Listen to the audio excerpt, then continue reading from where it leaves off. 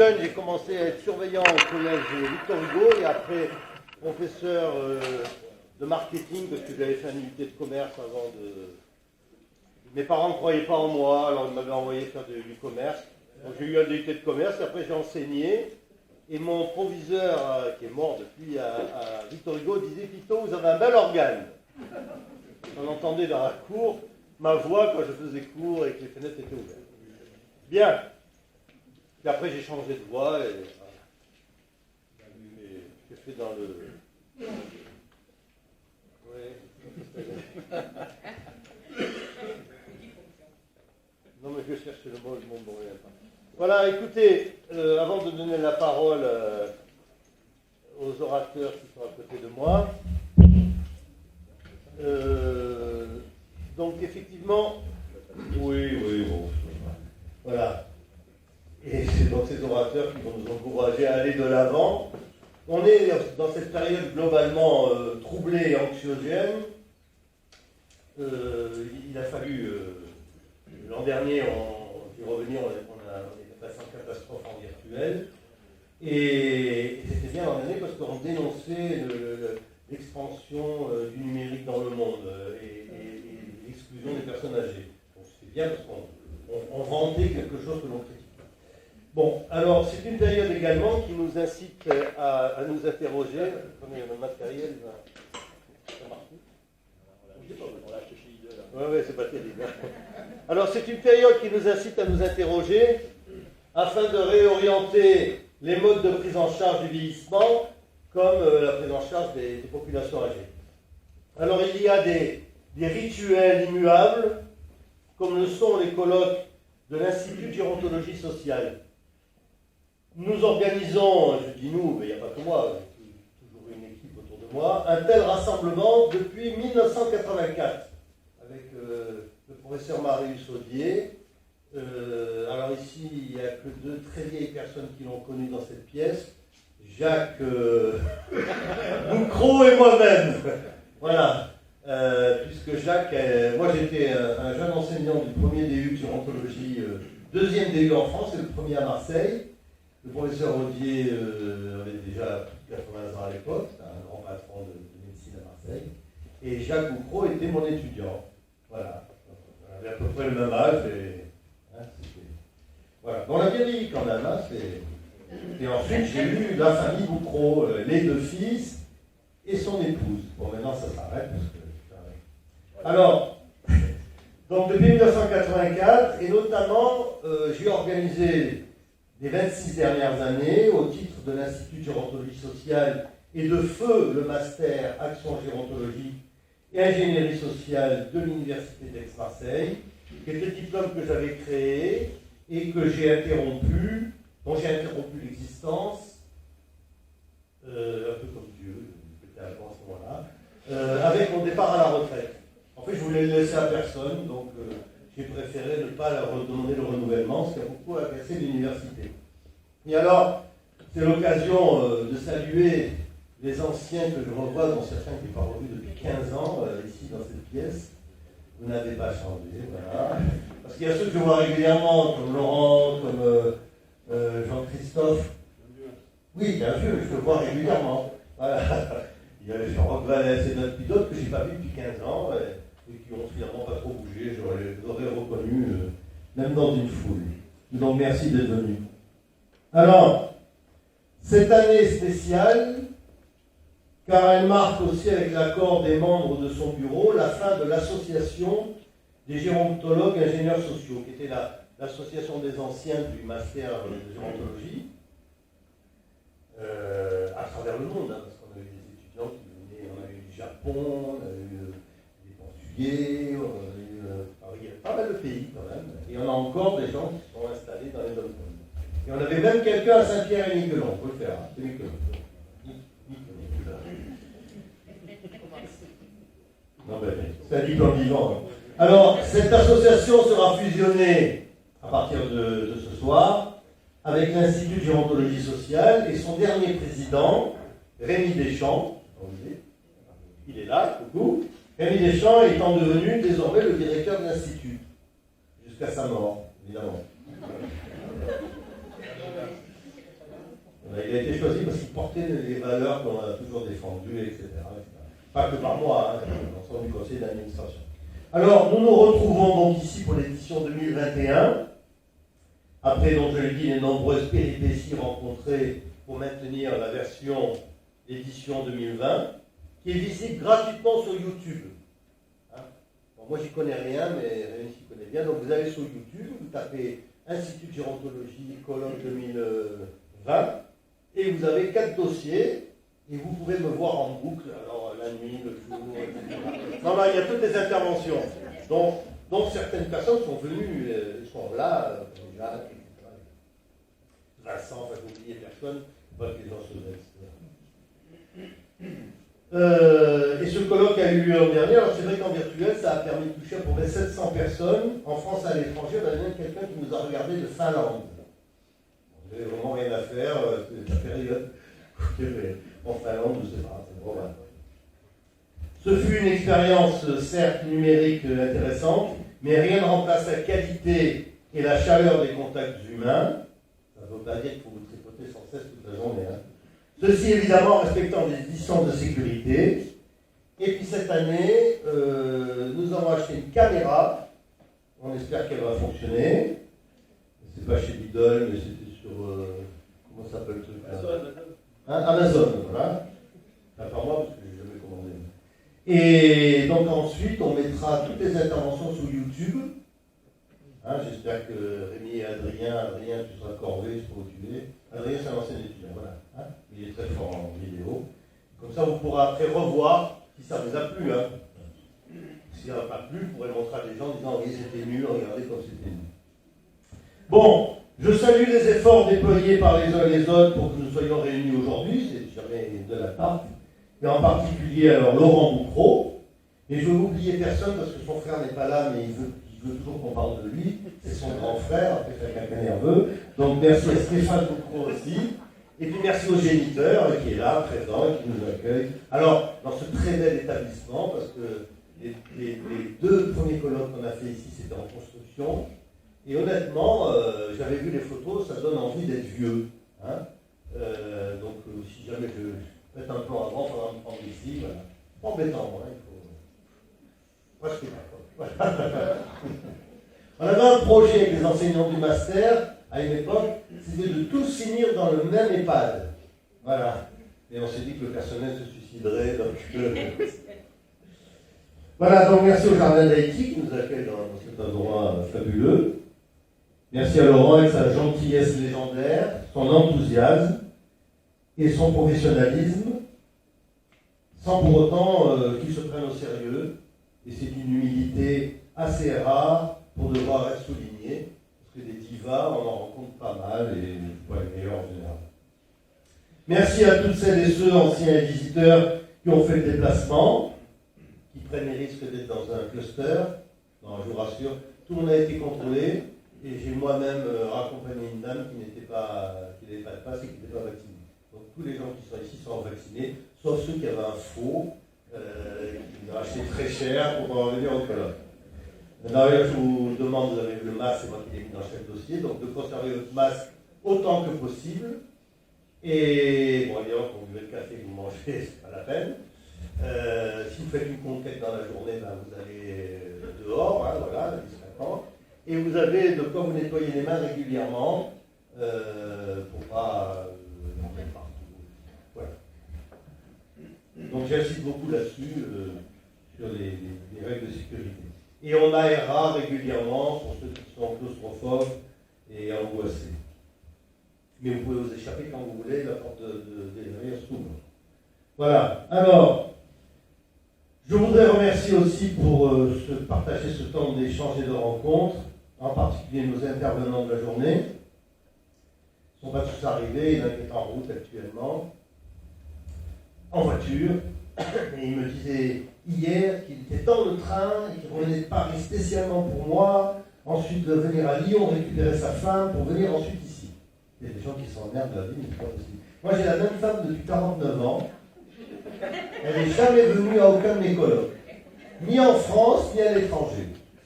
D'abord, elle ne voulait pas. Mais je n'aurais pas voulu non plus, et puis c'est pas la peine de s'encombrer inutilement. Mais Ceux qui sont venus avec leur épouse comme Vincent, Madame Vincent, comme dans les feuilletons, tu es la bienvenue évidemment. C'est bien que ça te concerne pas. Voilà, donc ces intervenants que je ne cesse de solliciter depuis des années, et auxquels j'annonce, mais bon, il faut qu'on voit que le prochain colloque aura lieu le 24 juin. On vient de décider avec le président du CINERPA, le 24 juin prochain. Voilà, ici. Donc j'ai vu déjà, j'ai vu le papa micro, mais dans le format, je n'étais pas là. Voilà. Et j'ai déjà dit, bon, voilà, Jacques Gaucher va venir, les autres, donc vous serez sollicités, mais c'est en fonction aussi de vos spécialités et du titre que je dévoilerai plus tard. Merci aussi à tous nos partenaires du secteur, c'est ceux qui ont leur logo sur la plaquette, et puis grâce à l'idée très gentille, sympathique et ingénieuse de Rémi sur la banderole. Voilà. Donc s'il y a des gens l'an prochain qui veulent avoir leur logo sur la banderole, n'hésitez pas, vous pouvez donner ce que vous voulez, ça permet d'organiser le colloque, et vous avez votre logo, notamment sur les plaquettes diffusées dans toute la France et sur Internet. Et c'est pas cher. Même le groupe Corian aussi est mis. Bon, ils sont mis à plusieurs, par les fonds de caisse, mais ils s'y mettent chaque année. Merci Roch, Roch Valès d'avoir organisé ça, c'est très bien. Alors, merci à tous ces partenaires, sans lesquels on ne pourrait pas organiser cette journée. La nourriture est prise en charge par Laurent, qui a voulu cette année innover. Je ne sais pas ce qu'on va manger. Il avait pensé à un truc pour faire jeune chips, and chips, mais je lui ai dit, du gras partout, voilà. Il trouvait que ça faisait plus anglais, mais bon. Oui, je voulais ça, avec la casquette à l'envers et tout. Bon, je ne suis pas un vieux con, mais je trouvais quand même qu'il m'a regardé en disant, mais bon. Du coup, c'est souple pour tout le monde. Voilà. Avec une paille. Voilà. Alors, bon voilà. Alors, le thème de cette manifestation porte donc sur le thème, c'est après la crise Covid, je pensais qu'il fallait quand même parler un peu de choses qui ont posé problème et qui nous manquent, et qui relèvent d'une quête éternelle, c'est l'amour. L'amour et le partage toujours. C'est ce qu'on cherche tous, c'est qu'on a toujours tout cherché sans forcément le trouver, attention, hein, ou alors ça n'a pas toujours fonctionné. Les acteurs de la prise en charge des personnes âgées, au secours du lien social, effectivement, c'était une période difficile pour les enfants dont les parents étaient en EHPAD. Je le dis, mais ne pleurez pas, hein, parce que moi j'ai beaucoup bien géré cette situation. Mon frère et moi, nous avons perdu notre mère pendant cette période, sans avoir pu la revoir. Hein, elle était rentrée elle-même en maison de retraite, une maison de retraite que je ne recommande pas, d'ailleurs, je tiens à le dire. C'est celle du Polonais. C'est une maison de retraite territoriale publique.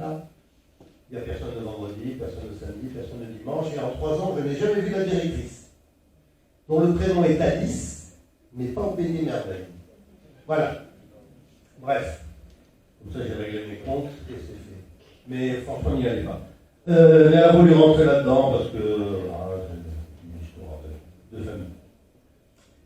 Alors, ce thème, c'est un vaste thème s'il en est, pourtant si précieux et essentiel, si révélateur de nos joies et de nos faiblesses, de nos attentes, comme de nos terreurs.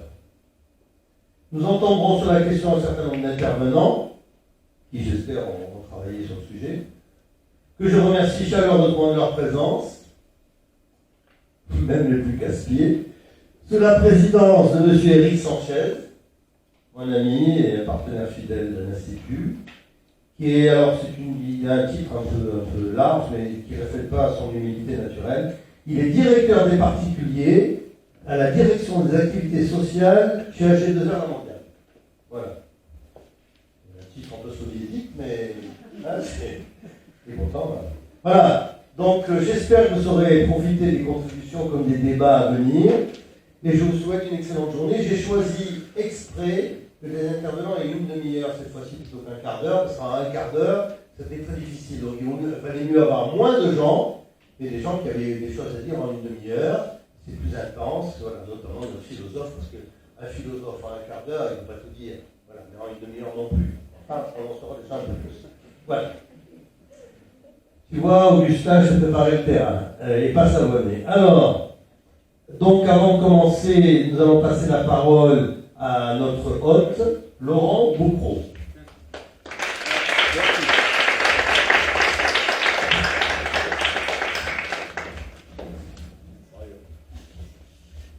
Merci Philippe, merci beaucoup. Bienvenue à tous. Bienvenue dans cette maison, effectivement, comme tu as dit Philippe, très familiale. Forcément, le thème, quand Philippe m'a dit que ça parlait d'amour, de partage, j'ai dit oui. Je me suis dit, ok, on est totalement dans le vif du sujet. Donc je suis très heureux de passer cette journée avec vous et de parler d'amour, parler de partage, parce qu'on en a plus que jamais besoin. Tout d'abord, Philippe, je voulais commencer par te réinviter l'année prochaine. J'ai vu que tu t'es invité tout seul. Je viens d'apprendre qu'on sera donc là le 24 juin, c'est ça? La date de combien? Ça va. Donc bien entendu, Philippe, tu es bienvenu. Vous êtes tous bienvenus. Ce genre de choses, nous on adore parce que ça crée du passage au sein de notre maison. Ça fait vivre, c'est très important. C'est aussi un petit peu le cœur de notre projet ici. C'est d'ouvrir nos portes vers l'extérieur. On l'a tous vécu pendant le confinement. On s'est retrouvés enfermés chez nous. On a pris du plaisir au départ et puis on s'est vite aperçu que la vie sociale nous manquait. En tout cas, moi, c'est ce qui m'a beaucoup touché, même si je n'étais pas très confiné, parce qu'on travaillait quand même, mais on voyait plus cette vie qu'on a l'habitude de voir, ce mouvement perpétuel, rencontrer les voisins, etc. Et si on prend un peu de recul, on s'aperçoit que nos résidents, ils sont confinés comme ça toute l'année, tout le temps, dès qu'ils rentrent ici. Parce que qu'on le veuille ou non, on peut tout faire, on peut vouloir les sortir, etc. La vérité, c'est que quand vous rentrez en EHPAD, vous sortez difficilement de la maison pour aller voir ce fameux quartier, ces fameux voisins et cette vie sociale qui nous anime tant. Donc, il me paraît logique de dire que plutôt que de vouloir amener les résidents à l'extérieur, c'est l'extérieur qu'il faut amener chez nous. D'où ces projets qui se démultiplient chaque jour presque depuis maintenant un peu plus d'1 an. Le projet phare, c'est la crèche, qui est un petit peu la pierre angulaire de ce projet d'ouverture à l'extérieur et bien sûr d'ouverture à les autres générations. Donc on a une petite crèche au sein de l'EHPAD, on voit peut-être des enfants tout à l'heure, et ça fait un bien fou à nos résidents, ça fait un bien fou à nos enfants aussi, et du coup on est en plein dans ce partage qu'on aime tant ici, et sur lequel à mon sens il faut vraiment travailler encore. Voilà, donc une thématique qui me plaît plus que jamais. Merci Philippe pour quelque chose que j'apprécie beaucoup, c'est que tu as toujours, en tout cas très souvent, des thématiques qui sont très positives. Et tu l'as dit tout à l'heure, c'est vrai que moi je suis quelqu'un d'assez enthousiaste, assez positif. Et voilà, j'applaudis sincèrement cette volonté de parler de belles choses, plutôt que de se concentrer sur ce qui ne va pas. Parce qu'il y a quand même des belles choses, il y a plein de choses qui vont bien, en EHPAD, et pas qu'ici, dans plein d'EHPAD. Je trouve ça dommage que les médias, alors c'est un petit coup de gueule, mais les médias se concentrent plus sur ce qui ne va pas, à croire que les Français aiment voir ce qui ne va pas. Moi j'ai envie de croire qu'on peut aussi leur montrer ce qui va. Donc voilà, merci Philippe pour ton enthousiasme et ta volonté de jamais rien lâcher. L'an dernier, effectivement, Covid oblige, on s'est retrouvé à faire un colloque en visio. Je vous dis clairement, je n'y croyais pas du tout. Et Philippe il s'est accroché, il a monté un truc super, c'était hyper bien organisé. Finalement c'est peut-être le colloque où il y a eu le plus de monde, bizarrement. Alors c'est vrai que ça manquait, ce côté de partage direct, mais voilà, bravo de rien lâcher. C'est aussi les valeurs que tu nous as inculquées, que tu m'as inculquées moi en tant qu'étudiant. J'ai vu pas mal d'étudiants ici dans ma promo, alors ça on prend un coup de vieux, là, on voit des calés cheveux blancs et tout, là, on fait du ventre et tout ça, là. Un niveau. Donc ça fait plaisir, et c'est vrai que tu nous as amené ces belles valeurs. Je te remercie pour ça. C'est des valeurs qu'on a ici, effectivement. Alors forcément, j'en ai ici depuis maintenant 70 ans et plus, puisque comme vous le savez, certains, c'est mon arrière-grand-mère qui avait fondé l'association. Mon père ici présent et mon grand-père est pris à relève pour donner toujours un peu plus d'ampleur et de dynamisme à ce projet, avec à chaque fois, à chaque génération, comme valeur principale, l'amour et le respect des autres. Donc j'essaye, et je me passionne aussi à continuer dans ce sens. Et c'est vrai que je trouve ça passionnant de travailler dans l'amour. Voilà. Alors je citerai un grand philosophe, Philippe, qui s'appelle Bob Marley. qui disait « Tu pourras combattre même le diable avec cette chose que l'on appelle l'amour ». Ça en dit long sur cet outil qu'on doit tous utiliser, à mon sens, au quotidien, dans nos vies personnelles, dans nos familles, mais aussi dans le travail, et encore plus dans ce milieu qui se trouve quand même être un milieu difficile, fragile. On parle de gens fragilisés, vieillissants, et pour autant qui ont besoin d'amour plus que jamais. Je vous parlais d'une toute petite anecdote. Hier au restaurant, on a fait le Beaujolais. C'était le grand jour du Beaujolais, donc comme tous les ans, il ne faut surtout pas rater ça. Et je passais un peu à toutes les tables pour savoir si les gens étaient heureux de ce Beaujolais. Et là, je tombe sur Georges, notre mascotte de la maison. Et je lui dis, Georges, ça va, ça vous plaît? Alors, c'est bien ce Beaujolais? Il me dit, mon grand, le Beaujolais, c'est dégueulasse. Mais ce qui est important, c'est le moment de partage que ça génère. Voilà, et je trouve ça très intéressant, cette approche, c'était rigolo, parce que finalement, effectivement, le Beaujolais, on n'aime pas, c'est peut-être pas un truc de, voilà, je suis pas amateur de vin, mais je crois pas que ce soit un truc de fou.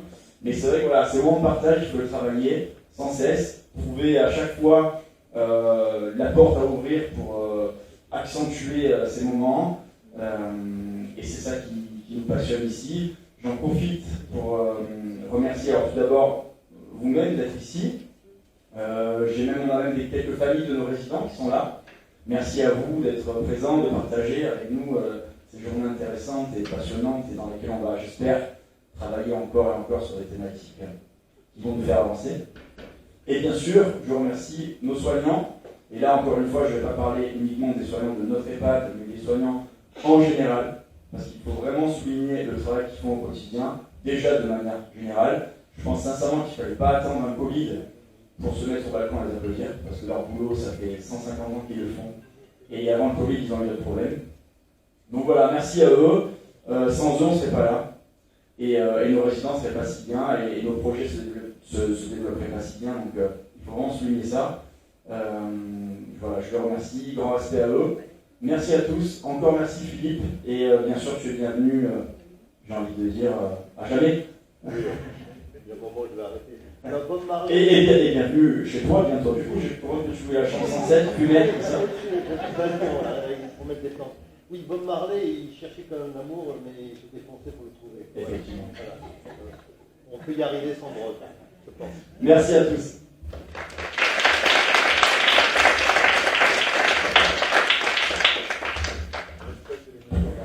And now, ladies and gentlemen, the fabulous Jean-Christophe Amarantinis, ancien étudiant du Master, brillant, directeur de JCM Santé, et président du SINAPA au niveau national. Également ça.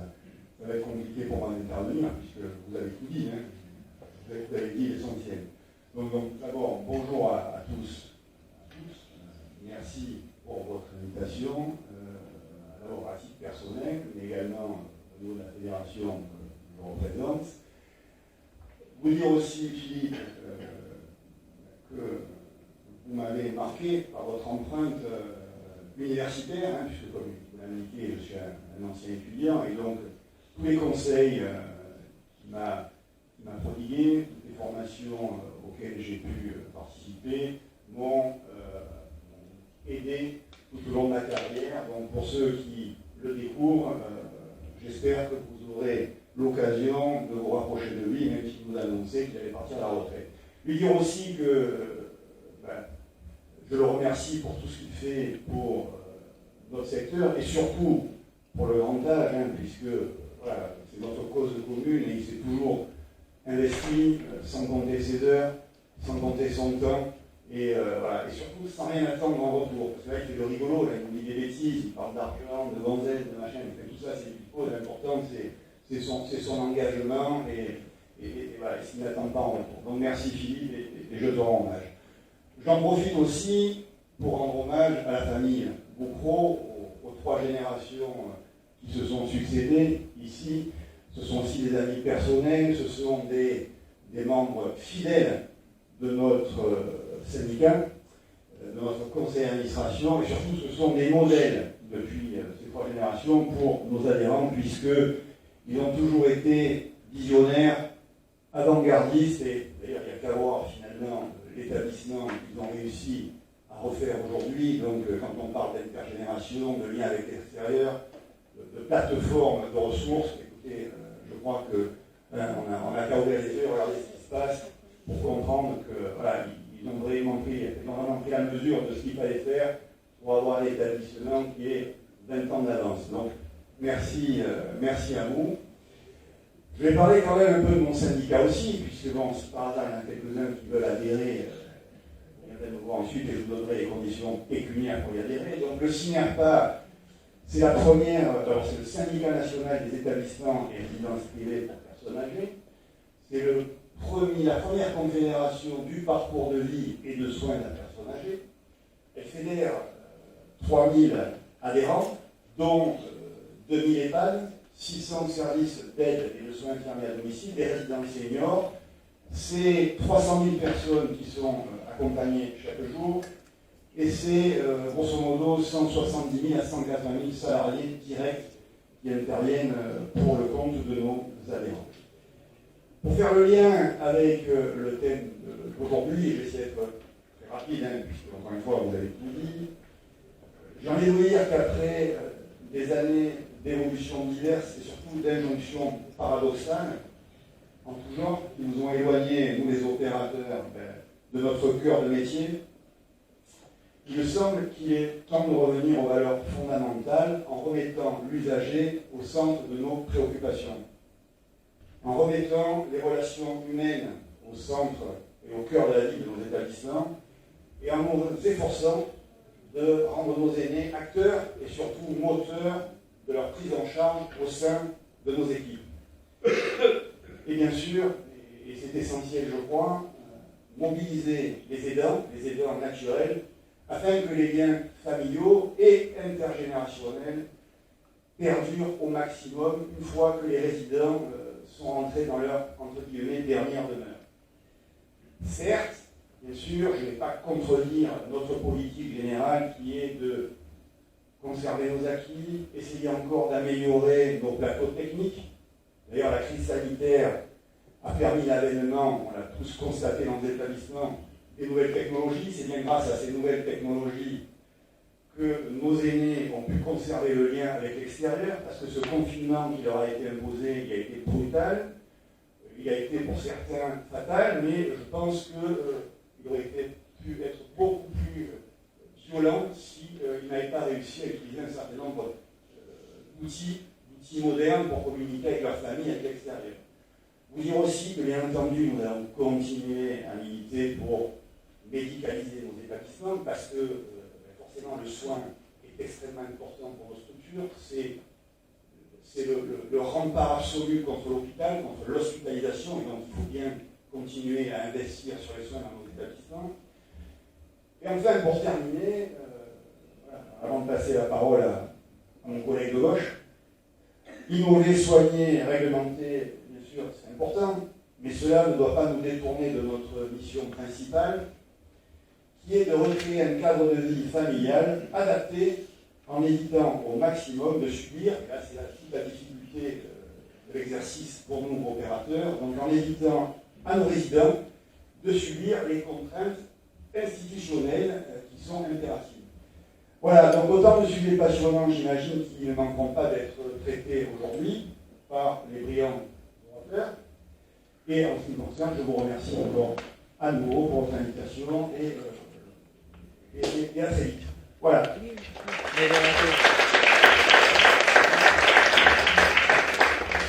Bien, merci Jean-Christophe Amarantini, merci Laurent.